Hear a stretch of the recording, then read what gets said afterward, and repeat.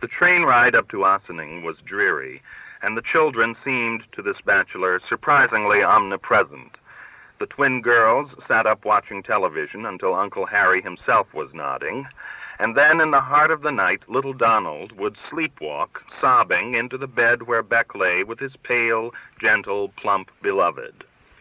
The first time the child, in blind search for his mother, had touched Bech's hairy body, he had screamed, and in turn Bech had screamed. Though Donald, who had few preconceptions, soon grew adept at sorting out the muddle of flesh he sometimes found in his mother's bed, Bech, on his side, never quite adjusted to the smooth transition between Bee's lovemaking and her mothering. Her tone of voice, the curve of her gestures, seemed the same. He, Bech, 44 and internationally famous, and this tow-headed male toddler depended parallel from the same broad body, the same silken breasts and belly, the same drowsy croons and intuitive caresses. Of course, abstractly, he knew it to be so. Freud tells us all love is one, indivisible, like electricity. But concretely, this celibate man of letters, who had been an only son and who saw his sister's family in Cincinnati less than once a year, felt offended at his immersion in the ooze of familial promiscuity. It robbed sex of grandeur if, with Bech's spunk still dribbling from her vagina, and her startled yips of pleasure still ringing in his dreams, Bee could rouse and turn and almost identically minister to a tot's fit of night fright. It made her faintly comical and unappetizing, like the giant milk dispenser in a luncheonette. Sometimes, when she had not bothered to put on her nightie, or had been unable to find where their amorous violence had tossed it, she nestled the boy to sleep against her naked breasts, and Bech would find himself curled against her cool backside, puzzled by priorities and discomfited by the untoward development of jealousy's adamant erection. His attempts to separate her from her family were not successful. Once he stayed at a motel near the railroad station and took her out in her own car on a date that was to proceed after dinner to his hired room, and was to end with Bee's return home no later than midnight, since the babysitter was the 15-year-old daughter of the local Methodist minister. But the overfilling meal at a boorish roadside restaurant and their furtive, decelerated glide through the crackling gravel courtyard of the motel, where a Kiwanis banquet was in progress and had hogged all the parking spaces, and his fumbly rush to open the tricky aluminoid lock knob of his door and to stuff his illicit guest out of sight, and the macabre interior of oak-imitating wallboard and framed big-eyed pastels that embowered them, proved in sum withering to Bech's potency. Though his suburban mistress, graciously following less her own instincts than the exemplary drift of certain contemporary novels, tried to bring his weakling member to strength by wrapping it in the velvet bandages of her lips, Bech couldn't achieve more than a 2/3 hard-on, which diminished to an even less usable fraction whenever the starchy fare within their stomachs rumbled, or his gaze met that of a pastel waif, or the Kiwanis broke into another salvo of applause, or Bee's beginning yips frightened him up from the primordial level where he was, at last, beginning to thrive. Who, as a rabbi once said, by taking thought, can add a cubit to his height? Not Bech, though he tried. The minister's freckle-faced daughter was asleep on the sofa when he and Bee finally returned, as stiff with dried sweat as a pair of squash players.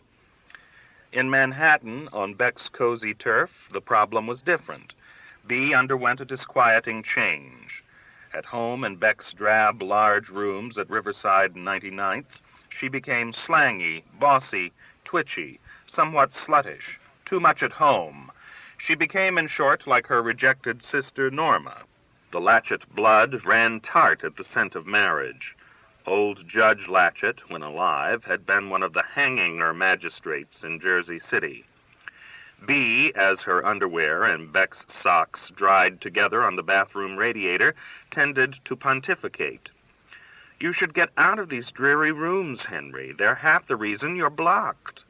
"Am I blocked? I'd just thought of myself as a slow typist." "What do? Hit the space bar once a day?" "Ouch." I'm sorry, that did sound bitchy, but it makes me sad to see someone of your beautiful gifts just stagnating. Maybe I have a beautiful gift for stagnation. Come live with me. What about the neighbors? What about the children? The neighbors don't care. The children love you. Come live with us and see, in the spring. You're dying of carbon monoxide down here. I'd drown in flesh up there. You pin me down and the others play pile-on. Only Donald. And aren't you funny about that? Rodney and I absolutely agreed. A child shouldn't be excluded from anything physical. We thought nothing of being nude in front of them. Spare me the picture. It's like a Grunewald. You and Rodney, as I understand it, agreed about everything. Well, at least neither of us were squeamish old maids. Unlike a certain écrivain juif, n'est-ce pas? You're very good at making me sound like a bitch. But I honestly do believe, Henry, you need to do something different with yourself, such as integrating suburbia. Henry Bech, Ossinings's one-man ghetto. It's not like that. It's not like a Polish village. Nobody thinks in these categories anymore. Will I be asked to join the Kiwanis? Does a mama's lover qualify to join the PTA? They don't call it the PTA anymore. Baby, here I stand. I can do no other. I've lived here 20 years. That is precisely your problem. Every shop on Broadway knows me, from the Chinese laundry to the Swedish bakery, from fruit house to Japanese foodland. There he goes, they say, Old Man Bech, a legend in his lifetime. Or, as the colored on the block call me, Cheesecake Charlie, the last of the Joe Louis liberals. You're really terrified, aren't you, Bee said, of having a serious conversation. The telephone rang. Without the telephone, Bech wondered, how would we ever avoid proposing marriage? The instrument sat by a window, on a table with a chessboard inlaid into veneer, warped by years of disuse and steam heat. A dust-drenched shaft of 4 o'clock sun dwelt tepidly upon a split seam in the sofa cover, a scoop-shaped dent in the lampshade, a yellowing stack of unread presentation copies of once-new novels, arranged to lend stability to the chess table's rickety, dried-out legs. The phone directory was years old, and its cover was scrawled with numbers that Bech no longer called, including, in happy crimson, greedily inked early one morning, Norma's. The receiver, filmed by air pollution, held a history of fingerprints. Hello? Mr. Bech? Is that Henry Bech, the author? Could be, Bech said. The southern voice, delightfully female, went on with a lacy interweave of cajoling and hysterical intonations to propose that he come and speak or read, whichever he preferred, to a girls' college in Virginia. Bech said, I'm sorry, I don't generally do that sort of thing. Oh, Mr. Bech, I knew you'd say that. Our English instructor, Miss Eisenbrown, I don't suppose you know her, said you were immensely hard to get. But you have so many fans among the girls here, we're all just hoping against hope. Well, Bech said, a bad word choice in the situation. The voice must have sensed he found the accent seductive, for it deepened. Our countryside round here is ever so pretty. The man who wrote Travel Light owes it to himself to see it, and though to be sure we all know money is no temptation for a man of your stature, we have a good speaker's budget this year, and can offer you... And she named a round figure that did give Bech pause. He asked, when would this be? Oh, her yip was almost coital. Oh, Mr. Bech, you mean you might? Before she let him hang up, he had agreed to appear in Virginia next month. Bee was indignant. You've lost all your principles. You let yourself be sweet-talked into that. Bech shrugged. I'm trying to do something different with myself. Bee said, well, I didn't mean letting yourself be cooed at by an auditorium full of fluffy-headed racists. I think of it more as being an apostle to the Gentiles. You won't speak at Columbia when it's 2 subway stops away and full of people on your own wavelength, but you'll fly 1,000 miles to some third-rate finishing school on the remote chance you can sack out with Scarlett O'Hara. You are sick, Henry. You are weak and sick. Actually, Bech told Bea, I'll be there 2 nights, so I can sack out with Melanie, too. Bea began to cry. The inner slump he felt, seeing her proud Saxon chin crumple and her blonde head bow, was perhaps a premonition of his panic. He tried to joke through it. Bea, baby, I'm just following your orders. I'm going to see Spring Inn in the suburbs. They offered me an even grand. I'll buy a triple bed for you, me, and Donald. Her blue eyes went milky. Her lips and lids became the rubbed pink color of her nipples. She had washed her hair and was wearing only his silk bathrobe, one Norma had given him in response to the gift of a kimono. And when Bea bowed her head and pressed the heels of her hands into her eyes, the lapels parted and her breasts hung lustrous in his sight. He tried to fetch up some words of comfort, but knew that none would be comfort enough but the words, "Marry me."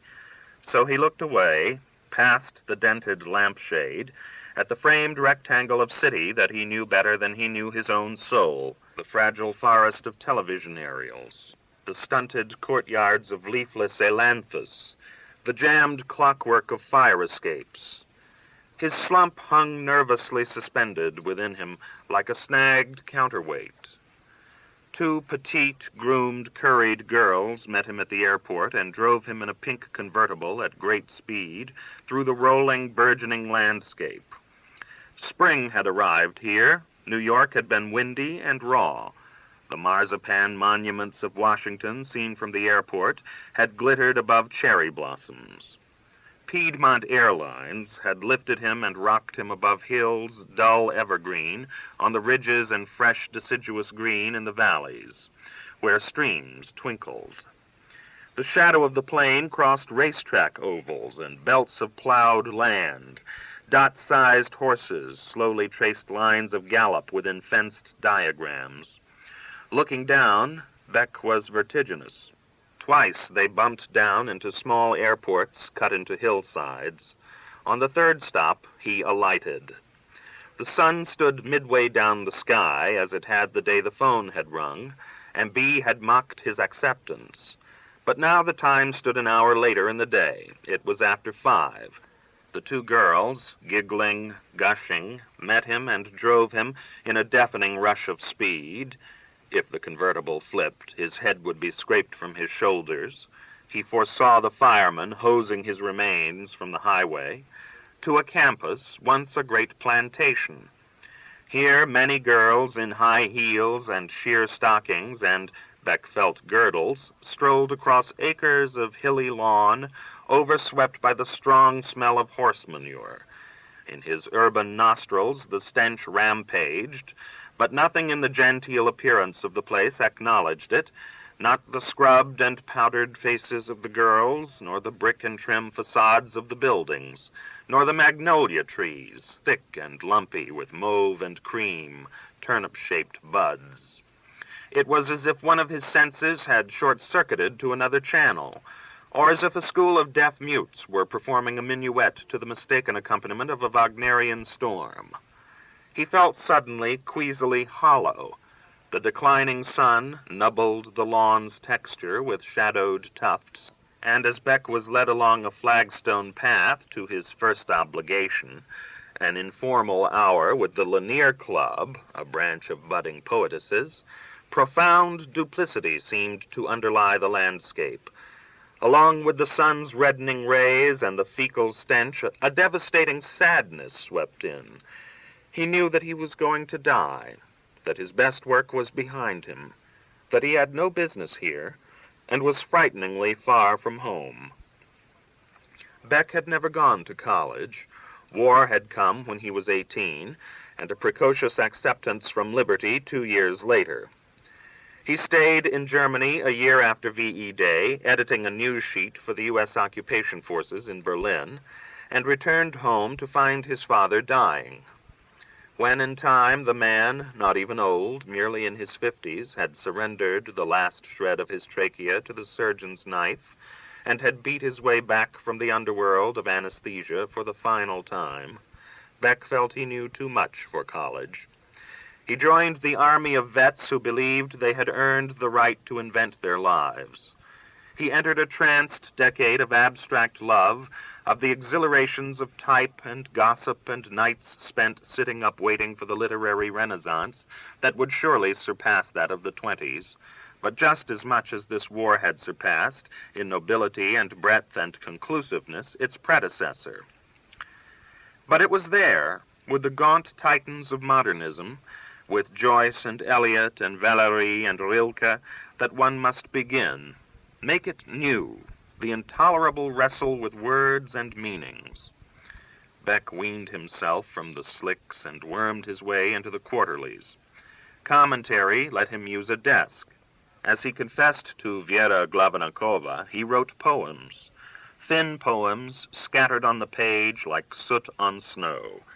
He reviewed books, any books, history, mysteries, almanacs, pornography. Anything printed had magic. For some months he was the cinema critic for an ephemeral journal titled Displeasure. Bech was unprepossessing then, a scuttler, a petty seducer, a bright-eyed bug of a man in those days before whiskey and fame fleshed him out, his head little more than a nose and a cloud of uncombable hair. He was busy and idle, melancholy and happy. Though he rarely crossed the water necessary to leave Manhattan, he was conscious of freedom, his freedom to sleep late, to eat ham, to read the Arabian Nights in the 42nd Street Library, to sit an hour in the Rembrandt room at the Metropolitan, to chisel those strange early paragraphs, not quite stories, which look opaque when held in the lap, but held up to the window reveal a symmetrical translucence of intended veins. In the years before travel light, he paced his gray city with a hope in his heart, the expectation that, if not this day, the next, he would perfectly fuse these stone rectangles around him with the gray rectangles of printed prose. Self-educated, street-educated then, he was especially vulnerable to the sadness of schools. They stank of country cruelty to him, this herding, this cooping up of people in their animal prime, stunning them with blunt classics, subjecting them to instructors deadened and demented by the torrents of young blood that passed through their years. Just the lip-licking reverence with which professors pronounced the word students made Bech recoil. Our slide shows him posturing in a sumptuous common room, whose walls are padded with leather-bound editions of Scott and Carlyle, and whose floor is carpeted with decorously arranged specimens of nubility. He was, possibly, as charming and witty as usual. The florid letter of thanks he received in New York from the Lanier Club's secretary suggested so, but to himself his tongue seemed to be moving strangely, as slowly as one of those galloping horses he had seen from a mile in the air, while his real attention was turned inward toward the swelling of his dread, his unprecedented recognitions of horror. The presences at his feet, those seriously sparkling eyes, those earnestly flushed cheeks, those demurely displayed calves and knees, appalled him with the abyss of their innocence. He felt dizzy, stunned. The essence of matter, he saw, is dread. Death hung behind everything, a real skeleton about to leap through a door in these false walls of books. He saw himself in this nest of delicate limbs, limbs still ripening toward the wicked seductiveness nature intended, as a seed among too many eggs, as a gross, thrilling intruder, a genuine male intellectual Jew with hairy armpits and capped molars, a man from the savage North, the North that had once fucked the South so hard it was still trembling. Bech saw himself thus, but as if in a trompe-l'oeil box, whose painted walls counterfeit from the single perspective of the peephole, three-dimensional furnishings and a succession of archways. He felt what was expected of him, and felt himself performing it, and felt the fakery of the performance, and knew these levels of perception as the shifting sands of absurdity, nullity, death. His death gnawed inside him like a foul parasite while he talked to these charming daughters of fertile Virginia. One asked him, "Sir, do you feel there is any place left in modern poetry for rum?" "For what?" Bech asked, and deduced a gale of giggles. The girl blushed violently, showing blood suddenly as a wound. "For rhyme," she said. She was a delicate creature, with a small head on a long neck. Her blue eyes, behind glasses, felt to be on stalks. The sickness in Bech bit deeper as he apologized. "I'm sorry, I simply didn't hear what you said. You ask about rhyme. I write only prose." A sweet chorus of mutters protested that no, his prose was a poet's, was poetry. He went on, stooping with the pain inside him, dazed to hear himself make a kind of sense. "But it seems to me, rhyme is one of the ways we make things hard for ourselves, make a game out of nothing, so we can win or lose and lighten the indeterminacy of life. Paul Valéry, somewhere, discusses this. The first line that comes as a gift from the gods and costs nothing, and then the second line that we make ourselves, word by word, straining all our resources, so that it harmonizes with the supernatural first, so that it rhymes. He thought, as I remember, that our lives and thoughts and language are all a familiar chaos, and that the arbitrary tyranny of a strict prosody goads us to feats of, as it were, rebellion that we couldn't otherwise perform. To this I would only add, and somewhat in contradiction, that rhyme is very ancient, that it marks rhythm, and that much in our natural lives is characterized by rhythm." "Could you give us an example?" the girl asked. "For example, love-making," Bech said, and to his horror beheld her blush surging up again, and beheld beyond her blush an entire seething universe of brainless breeding, of moist interpenetration, of slippery, clinging copulation, of courtship dances and come-on signals, of which her hapless blush, unknown to her, was one. He doubted that he could stand here another minute without fainting. Their massed fertility was overwhelming. Their bodies were being broadened and readied to generate from their own cells a new body to be pushed from the old, and in time to push bodies from itself, and so on into eternity, an ocean of doubling and redoubling cells within which his own conscious moment was soon to wink out. He had had no child. He had spilled his seed upon the ground. Yet we are all seed spilled upon the ground. These thoughts, as Valéry had predicted, did not come neatly in chiming packets of language, but as slithering, overlapping sensations, microorganisms of thought setting up in some a panicked sweat on Bech's palms, and a palpable nausea behind his belt. He attempted to grin, and the pond of young ladies shuddered as if a pebble had been dropped among them. In rescue, an unseen clock chimed the half-hour, and a matronly voice in the accents of Manhattan called, "Girls, we must let our guest eat." Bech was led to a cathedral-sized dining room and seated at a table with 8 young ladies. A colored girl sat on his right. She was one of 2 in the school. The student body, by its own petition, in the teeth of parental protests and financial curtailments from the state legislature, had integrated itself. The girl was rather light-skinned, with an afro hairdo cut like an upright loaf of bread. She spoke to Bech in a voice from which all traces of Dixie had been clipped. "Mr. Bech," she said, "we admire your gifts of language, but wonder if you aren't now and then somewhat racist." "Oh? When?" The presence of food, shrimp salad nested in lettuce, in tulip glasses, had not relieved his panic. He wondered if he dare eat. The shrimp seemed to have retained their legs and eyes. "In Travel Light, for example, you keep calling Roxanne a negress." But she was one, he added. I loved Roxanne.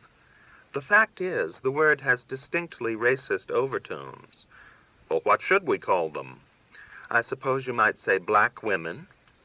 But her primness of tone implied that she, like a spinster lecturing on male anatomy, would rather not call certain things anything at all.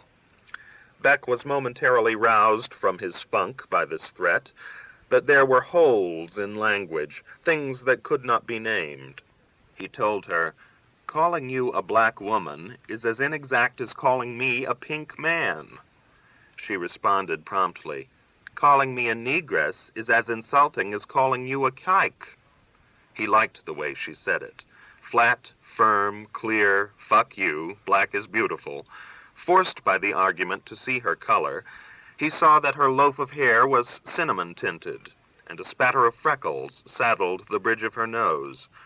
Through this he saw, in a sliding succession of imagery that dumped him back into terror, an Irish overseer raping a slave, vomiting slaves packed beneath the deck of a bucking ship, Africans selling Africans, tribes of all colors torturing one another, Iroquois thrusting firebrands down the throats of Jesuits, Chinese skinning each other in careful strips, predation and cruelty reaching back past man to the dawn of life, paramecia in a drop of water, eons of evolution, each turn of beak or stretch of toe shaped by a geological patter of individual deaths. His words echoed weakly in the deep well of this vision. A black woman could be a woman who's painted herself black. Negro designates a scientific racial grouping, like Caucasian or Mongolian. I use it without prejudice. How do you feel then about Jewess? Bech lied. The word made him wince. Just as I do about Duchess. As to your love, the girl went on, still with deliberate dignity, holding her head erect as if balancing something upon it and addressing the entire table in full consciousness of dominating, we've had enough of your love. You've been loving us down in Georgia and Mississippi for hundreds of years. We've been loved to death. We want now to be respected. By which you mean, Bech told her, you want to be feared. A white girl at the table broke in with hasty politeness. Pardon me, Beth Ann, but Mr. Bech, do you really believe in races? The school I went to before, they made us read a Mr. Carlton Coon. He says, I don't believe a word of it, but he says black folks have longer heels. That's why the men run faster in sprints. Black people, Cindy, Beth Ann corrected, not black folks. At her prim shudder, the ring of pink faces broke into relieved, excessive laughter. Cindy blushed, but was not deflected. She continued, Also, he says, Mr. Bech, that they have thinner skulls. That's why so many die in the prize ring. We used to be told they had thicker. Puzzled by the intensity of her blush, Bech saw that for this excited young convert to liberalism, anthropology was as titillating as pornography. He saw that even in an age of science and unbelief, our ideas are dreams, styles, superstitions, mere animal noises intended to repel or attract. He looked around the ring of munching females and saw their bodies as a Martian or a mollusk might see them, as pulpy stalks of bundled nerves oddly pinched to a bud of concentration in the head, a hairy bone knob holding some pounds of jelly in which 1 trillion circuits, mostly dead, kept records, coded motor operations, and generated an excess of electricity that pressed into the hairless side of the head and leaked through the orifices, in the form of pained, hopeful noises and a simian dance of wrinkles. Impossible mirage, a blot on nothingness, and to think that all the efforts of his life, his preening, his love-making, his typing, boiled down to the attempt to displace a few sparks, to bias a few circuits, within some random other scoops of jelly that would, in less time than it takes the Andreas Fault to shrug or the tail-tip star of Scorpio to crawl an inch across the map of heaven, be utterly dissolved. The widest fame and most enduring excellence shrank to nothing in this perspective. As Bech ate, mechanically offering votive bits of dead lamb to the terror enthroned within him, he saw that the void should have been left unvexed, should have been spared this trouble of matter, of life, and worst, of consciousness. Slide 2. His bedroom was the corner first-floor room of a large new Neo-Georgian dorm. Locked glass doors discreetly separated his quarters from the corridors where virginity slept in rows, but frilly touches whispered and giggled in the room, the beribboned lampshade, the petticoat curtains of dotted Swiss beneath the velvet drapes, the abundance of lace runners and china figurines on dainty tables. His bed, with its 2 plumped pillows, one on top of the other like a pop art sandwich, its brocaded coverlet turned down along one corner like an open here tab on a cereal box, seemed artificially crisp and clean, a hospital bed. And indeed, like an infirm man, he discovered he could lie only in one position, on his back. To turn onto either side was to tip himself toward the edge of a chasm,